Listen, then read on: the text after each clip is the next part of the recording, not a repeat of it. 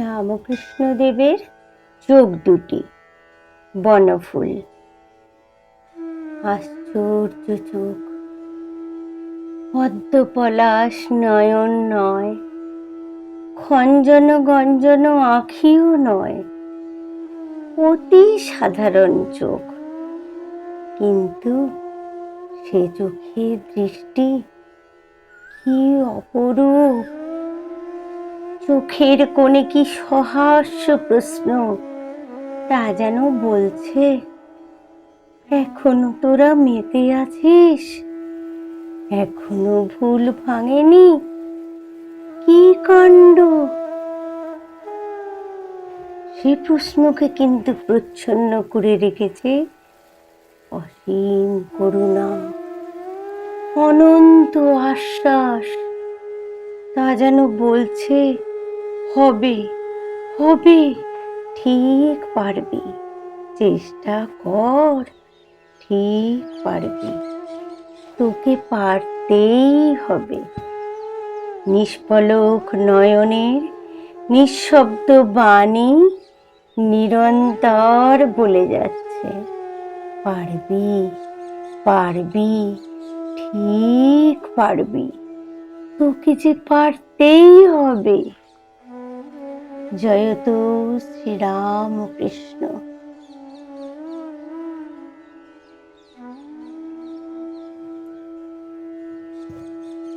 মা, আমার সাক্ষাৎ করুণারূপিণী মা।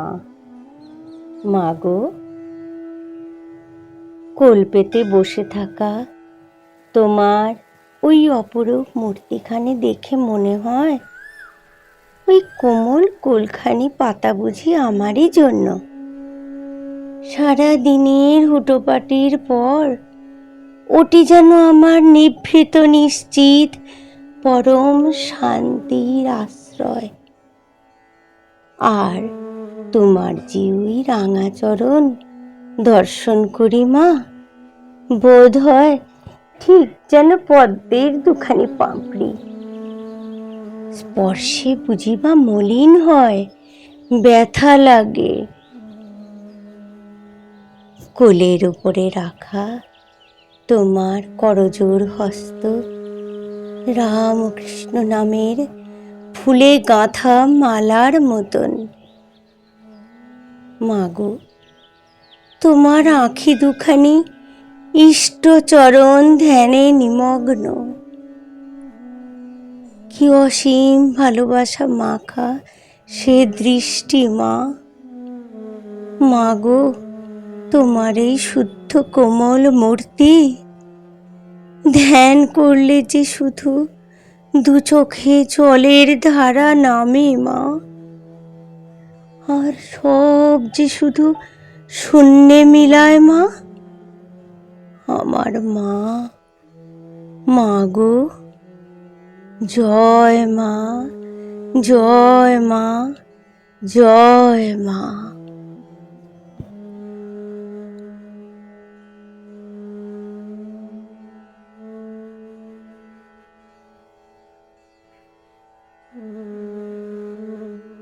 সরিষা মঠ,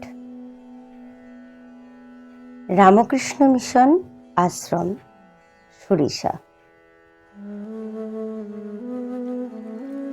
একদিন যাওয়া হলো। ডায়মন্ড হারবার রোড ধরে প্রায় 2 ঘন্টার রাস্তা। সরিষা আশ্রম মোড় লেখা রাস্তায় গাড়ি নিয়ে এগোতেই সরিষা রামকৃষ্ণ বিদ্যা মন্দির এবং রামকৃষ্ণ মিশন আশ্রম, সারদা মন্দির মেয়েদের হোস্টেল এবং স্কুল দেখতে পেলাম। এরপর আশ্রমের প্রধান গেট পার করে প্রবেশ করতেই এক ভিন্ন জগতে চলে এলাম।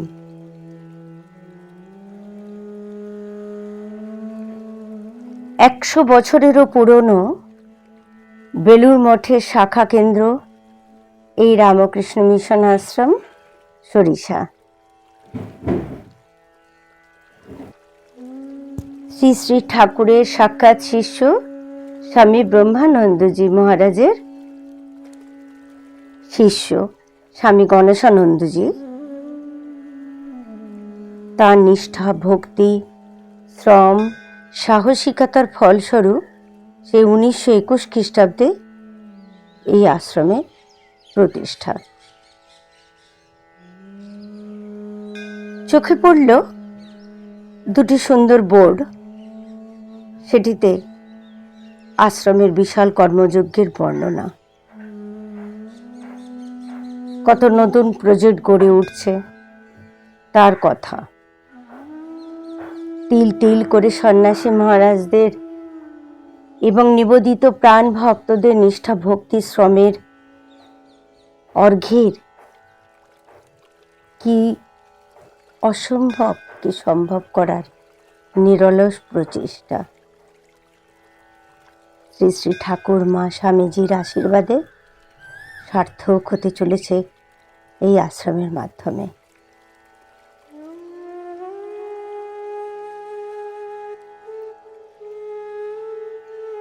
এই আশ্রমের বয়েজ হায়ার সেকেন্ডারি স্কুল রয়েছে। আশ্রমের বিদ্যালয়ের ছাত্ররা রাজ্য স্তরের যে কোনো পরীক্ষায় 1 থেকে 10-এর মধ্যে স্থান বারবার পেয়েছে। বয়েজ হোস্টেলটি আশ্রমের মধ্যেই রয়েছে। বালিকা বিদ্যালয়ও আছে, যেটিতে মেয়েদের হোস্টেল আছে। তার নাম হচ্ছে সরিষা রামকৃষ্ণ মিশন সারদা মন্দির মাধ্যমিক বিদ্যালয়। সুনামধন্য সুশৃঙ্খল বিদ্যালয়ের রূপ সেই রূপেই পরিচিত। এছাড়া রয়েছে ছেলেদের মাধ্যমিক ও প্রাইমারি স্কুল, দুটি টিচার্স ট্রেনিং কলেজ রয়েছে। এই নিয়ে বিশাল কর্মযজ্ঞ সরিষা রামকৃষ্ণ মিশনের।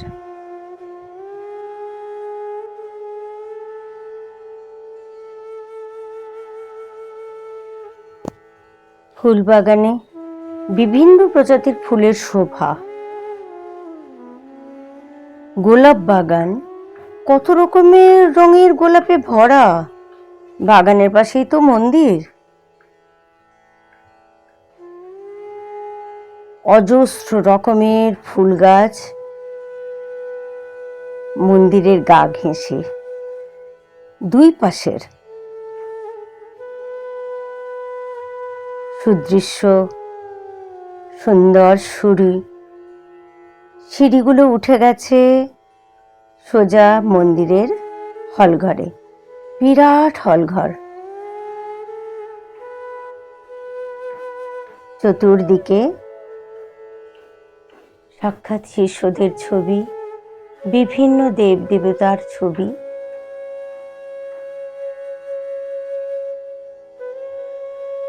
সুদৃশ্য বেদিতে শ্রী শ্রী ঠাকুর, মা ও স্বামীজি। সামনে পূজার সামগ্রী রাখা। ওই হলঘরে সন্ধ্যারতির ঘণ্টা পড়লে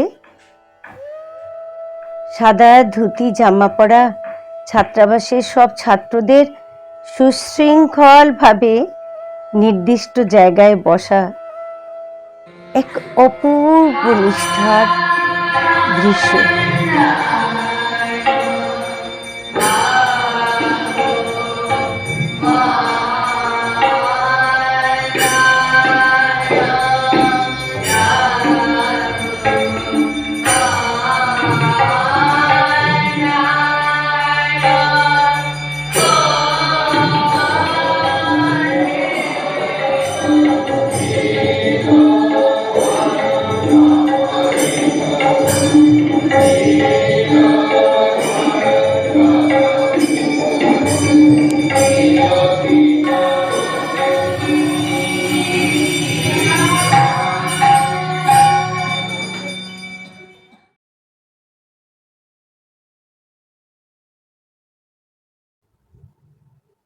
কিছুটা এগোতে তীর চিহ্ন দেওয়া রাস্তাটি ধরে সোজা গেলে যে বিল্ডিংটি, শেষে চোখে পড়ে তারই একতলায় মঠের অফিস এবং ওপরে ও পাশের তলাটি ভক্তাবাস। আপাতত দোতলা পর্যন্ত বন্দোবস্ত আছে, ঘর আছে। এই ভক্তাবাসের নাম শিবানন্দ ভবন। একতলায় 5টি ঘর ও বাইরে একটি সরু বারান্দা, খাবার টেবিল রাখা। এক পাশ দিয়ে দোতলায় ওঠার সিঁড়ি, সেখানেও 5টি ঘর এবং নির্মীয়মান 3 তলা।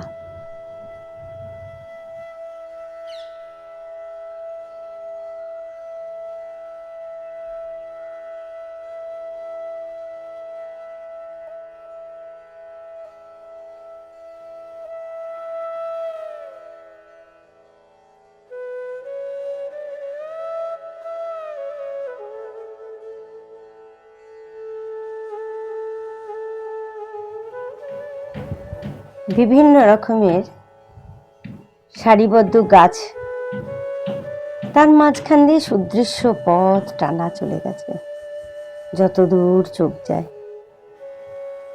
বাঁ পাশে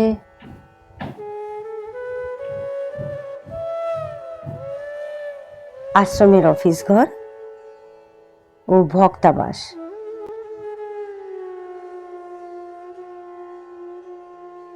আর অপর পাশে পড়ে পুরনো মন্দির, সাধু নিবাস। এরপরে সেই বাঁ পাশেই আর একটু এগুলে প্রসাদ গ্রহণ কক্ষ, আর তারও আন্ডারে ছাত্রদের ডাইনিং হল। এবং আবার সেই সোজা পথের যখন আমরা হাঁটতে থাকলাম, বাঁ পাশে চোখে পড়ল চলতে চলতে ছাত্রাবাসের একাংশ, আর তার শেষে বিশাল খেলার মাঠ। কত ছাত্ররা খেলছে সেখানে, মনোরম দৃশ্য।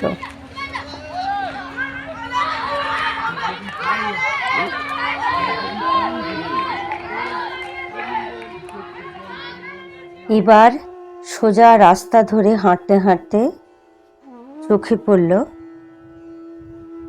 আশ্রমের স্টাফ কোয়ার্টার।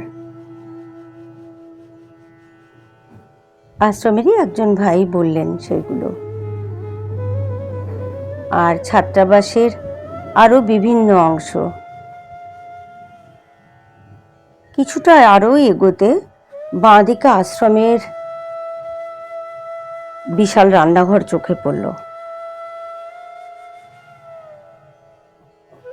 সন্তর্পণে এসে দাঁড়ালাম তাদের অক্লান্ত উদ্যোগ দেখার জন্য। এত ছাত্র ছাত্রী, ভক্ত, কর্মী, কেউ তো প্রসাদের জন্য বাদ যান না। ঈশ্বরের প্রসাদ বলে কথা, সকলেই উদ্গ্রীব হয়ে থাকেন।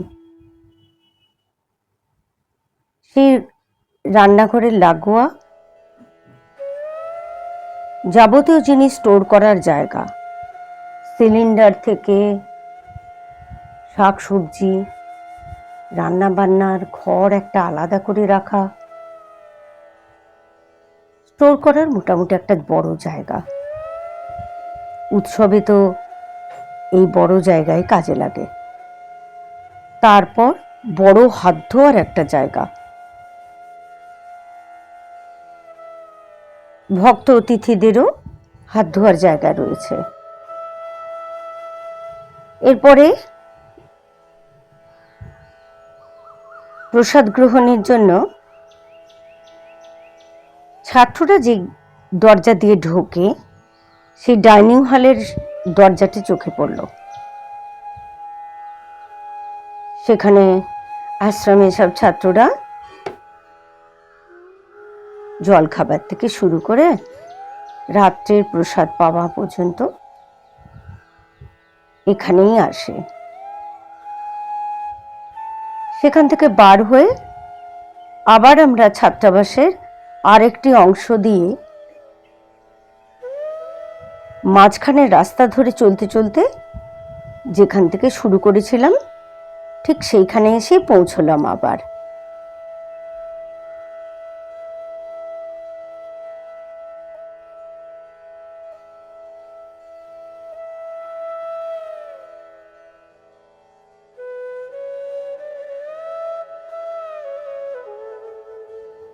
মন্দিরের পাশ দিয়ে হেঁটে সোজা রাস্তায় এগোলে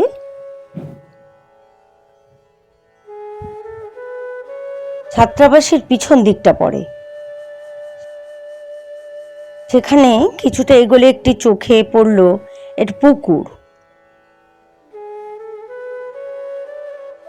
অনেক ফুলের গাছ, ফলের গাছ, কত সবজি, আরো নাম না জানা গাছে ঘেরা সেই জায়গাটি।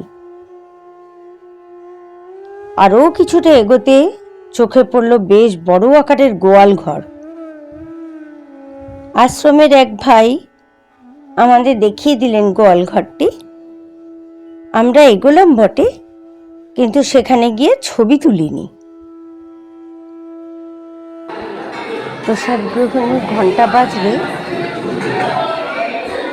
ছাত্ররা যেরকম প্রসাদ কক্ষে যান প্রসাদ পাওয়ার জন্য, ভক্তাবাসে থাকা ভক্তরাও প্রসাদ কক্ষে যান।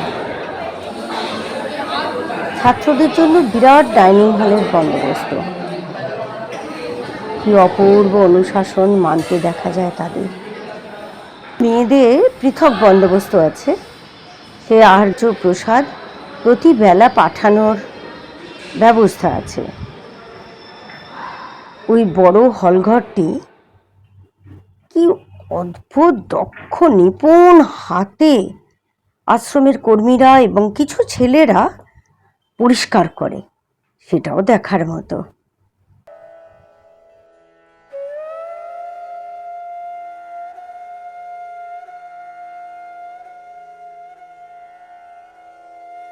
রাতের চাঁদের আলোয় শান্ত নিশ্চুপ আশ্রমের দৃশ্য বড় মনোরম।